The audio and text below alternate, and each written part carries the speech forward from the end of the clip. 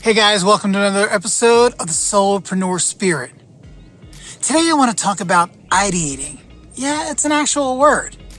And we're going to talk about a little bit of what it is and how it can help your business. All that on this episode of the Solopreneur Spirit podcast.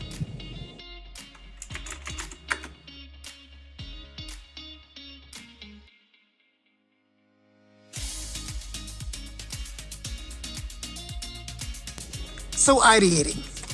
You probably have heard the word or you may not. The reason I say that is because I one time posted something on social media about ideating, and my college roommate sent me a thing like, ideating? What the heck is that? Now, he's a very smart guy, but he just didn't run in the circles of entrepreneurs and solopreneurs. So maybe it's an idea that's more in that world. But it's the idea about getting out there and coming up with ideas, ideating. I mean, really, it's literally there in the name. We need to, as solopreneurs, get outside of our businesses, our day-to-day operations, and do that. That's the only way that we're going to come up with new ideas, new ways of doing things, and really pushing the envelope and building our brand and building our business. Now, you could just try, getting up from your desk, going and sitting in a chair and ideating. May work for you. More than likely, it probably won't. At least for me, I found the best times to ideate are when I get away from the desk, even away from the house. Sometimes it could be as simple as taking a walk in the neighborhood. But more likely, for me anyway, I enjoy going out to nature. Now, it doesn't always have to be coming up to the top of the mountain like I did this morning. But coming up here and just allowing your mind to expand, to clear, to feel like that you are above and away from all the daily troubles, that is going to help you come up with those ideas. Now, honestly, mixing that with some physical exercise is probably good as well. Generally, the best ideas that I come up with are when I'm out hiking, because I'm in the woods, I'm surrounded by trees, I've got all that buffer from the noises of the world. And yet I'm moving my body. I've got the blood flowing. I've got things going. A lot of times, what I'll do, I'm out there hiking, and I've got my phone with me. I'll just bring up a little notepad. I got an iPhone, bring up the notes. And I'll just dictate ideas right in the phone as I'm walking. Oh, talk about this, or oh, I could do this. Or if I'm building out a process, oh, step one could be this. Step two could be this. And if I blank, then I just put it down for a minute. Keep walking, keep thinking about it, boom, comes up again. Bring up the memo, start doing it again. By the time I get done that walk, I'll find that creative flow has gotten going, and I'm able to get all these ideas down. Had I sat home and thought, let me try to figure this out, not going to happen.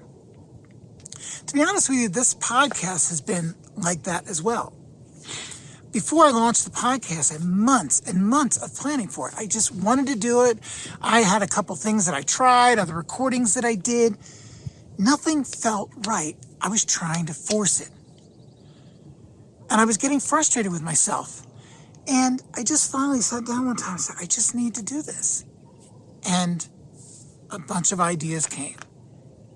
Now, I said that a lot of times you need to get out. I'm not going to lie to you. The ideas for the topics for this didn't come when I was outdoors. And that leads me to another time when you might find ideating great, though terrible for your health. Couldn't sleep last night. I was having trouble sleeping despite being exhausted. I couldn't sleep. And so I got up and I just started thinking about the podcast again and what I wanted to do. And all of a sudden, I got into that creative flow, probably because I was half asleep. I was afraid when I got up, I'd look at it going, oh, those were really stupid ideas. But you know what? They weren't. Now, the ironic thing is I'd already planned to come here today specifically to come up with the ideas. But because I came up with the ideas last night, that's actually allowed me to use this time up here today to drop and record several of the episodes. Get them recorded, not drop them, that'll be later.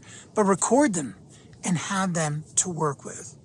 Now, I can't do that with all the episodes because a lot of the episodes are going to require me actually, doing something called research, getting some coherent points together. But for the ones that I could talk to off the cuff, it was ideal. So let me dial this back to you again. How often are you ideating? And when you do, how are you doing it? If you're sitting there saying, Chris, ideating what? Maybe once in a blue moon something will pop into my head and I write it down.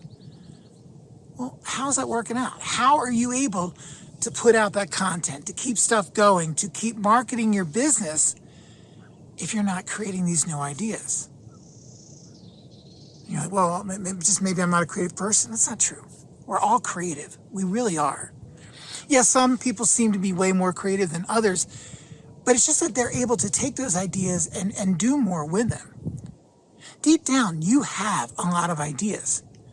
Too many of us just dismiss them as like, oh yeah, it'd be a good idea, but I wouldn't know how to do that, so just forget it. Don't do that. Write them down. Get those ideas down. You're given those ideas for a reason, and you have a responsibility to try to make those ideas a reality. Not all will work. In fact, most of them probably won't. But those few that do came out of that time. And if you just don't write anything down, or you just dismiss it off the bat, you're not going to get those good ones either. So try to make time to ideate. Particularly, you're going to feel it. You're going to feel inside of yourself that things are stale. You need something fresh. You need something new. Get your shoes on. Get out there. I don't care if you get down to the beach. I don't care if you take a walk in your neighborhood, take a hike, climb a mountain. Well, I didn't climb it, but drive up to the top of a mountain. Really look around and appreciate nature. Maybe you go to a concert. Maybe you go to a park. Maybe you go swimming in a pool. I personally love to go underwater in a pool and just kind of lay on the bottom a little bit, because everything just sort of melts away. And I think that's the key thing here when ideating. Find a situation, a place, a location where you feel like you are buffeted from all the noise. Or at least that you've got different, more soothing noises and still buffet them. One of the things I like about ideating on a beach is that, particularly for me, I live on the Atlantic Ocean side of the country. If I'm standing on the beach and I'm looking at the water, theoretically, everything else in the country is behind me, right?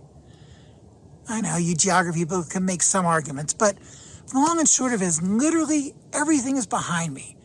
And what's in front of me is this open expanse. That's the kind of feeling that we're looking for when we're ideating.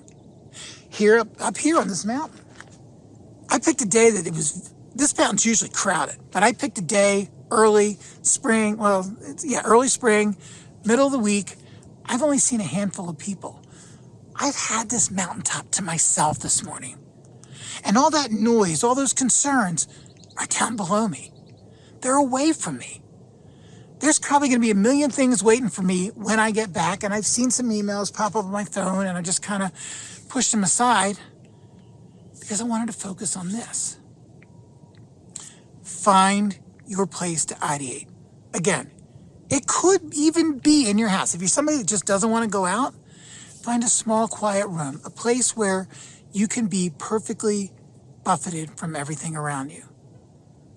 Sometimes it could even be taking a bath in the dark. I know it sounds weird, but it's surprisingly helpful. It's a great way to let your mind open up. Just kind of forget where you are and let your creativity come to the forefront. Let your mind stop worrying about the day-to-day, the problems, the stresses and everything, and just say, okay, mind, you got about 15, 20 minutes, half hour. What can we come up with? You're going to find that when you do come up with that, you're going to have renewed energy. So if you have been feeling trapped, as I've mentioned in a previous episode, now you've got these ideas. You've got something else to work toward. And yeah, you go back to doing the day-to-day, but you're also pushing toward this other goal. And that gives you renewed energy. You're moving forward. And people know that. When people see you're coming up with amazing, creative ideas, pushing the envelope, doing something new, that's who they want to have in their corner. Whether you're a coach, whether you're putting together content for people, whether you're advising them on their stuff, it doesn't matter. They see that you're out there, you're creating new stuff, you're doing innovative stuff, you're trying new things, and they're attracted to that because deep down, they know they want to do the same thing. So let me know, how often do you ideate? Where do you ideate? What works best for you? Because what we may find out is other people, maybe what I do doesn't work for a lot of you, but for others of you, it will.